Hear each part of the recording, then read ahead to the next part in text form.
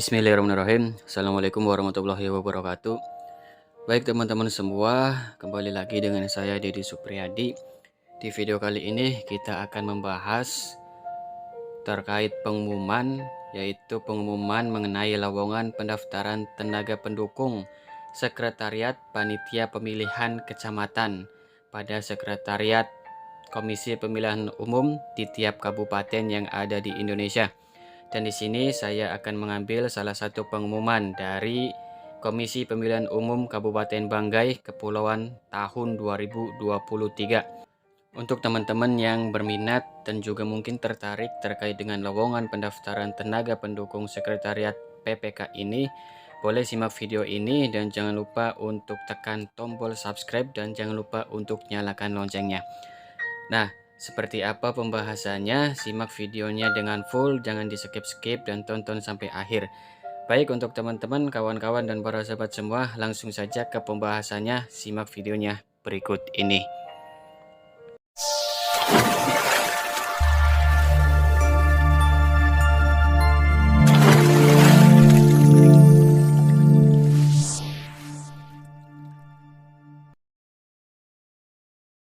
Baik teman-teman, nah di sini saya akan mengambil salah satu contoh dari Komisi Pemilihan Umum Kabupaten Banggai, Kepulauan tahun 2023. Tentunya ini serentak untuk seluruh Indonesia pengumuman ini. Kita ambil salah satu contohnya berikut ini. Pengumuman nomor .2 .SDM.02.1/7207/2023 tentang lowongan pendaftaran tenaga pendukung Sekretariat Panitia Pemilihan Kecamatan pada Sekretariat Komisi Pemilihan Umum Kabupaten Banggai, Kepulauan tahun 2023. Sekretaris Komisi Pemilihan Umum Kabupaten Banggai, Kepulauan memberi kesempatan kepada putra-putri terbaik bangsa untuk menjadi tenaga pendukung Sekretariat Panitia Pemilihan Kecamatan tahun 2023 dengan ketentuan sebagai berikut. 1. Persyaratan umum. A. Warga negara Indonesia. B.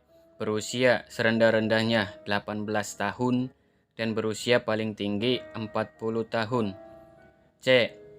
Tidak menjadi anggota atau pengurus partai politik atau terlibat politik praktis. D. Berdomisili dalam wilayah kerja tenaga pendukung. E. Memiliki kualifikasi pendidikan sesuai dengan persyaratan jabatan. F. Sehat jasmani dan rohani. G. Berkelakuan baik atau tidak pernah dijatuhi hukuman pidana. H. Tidak pernah diberhentikan dengan tidak hormat sebagai pegawai di suatu instansi, baik instansi pemerintah maupun swasta. Kemudian di sini bagian 2, persyaratan khusus. Di sini ada jabatan, ada kualifikasi, jumlah formasi, dan unit kerja penempatan. Yaitu di jabatan yang ada di sini atau lowongan jabatannya yaitu tenaga pendukung. Kualifikasinya SMA sederajat atau diploma 3 atau strata 1. Kemudian jumlah formasinya yaitu 2 dan unit kerja penempatannya Sekretariat PPK Buko. Nah, ini hanya salah satu contoh dan yang pasti jumlah tiap Sekretariat PPK nanti lowongannya yaitu jumlahnya 2 tiap kecamatan, yaitu dengan jabatan tenaga pendukung dengan formasi ataupun jumlah formasinya tiap kecamatan 2 orang atau 2 tenaga pendukung. Bagian 3 yaitu persyaratan. 1. Surat lamaran yang ditandatangani oleh pelamar ditujukan kepada panitia penerimaan tenaga pendukung, dilampiri dengan A. Fotokopi ijazah terakhir dan transkrip nilai yang dilegalisir. B. Fotokopi kartu tanda penduduk atau KTP yang masih berlaku untuk persyaratan umum huruf A, huruf B, dan huruf D. C.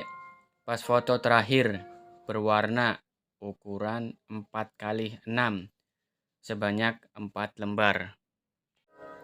D. Daftar riwayat hidup dengan melampirkan keterangan pendukung, yaitu bisa pelatihan, pengalaman kerja, penghargaan, dan sebagainya bila ada.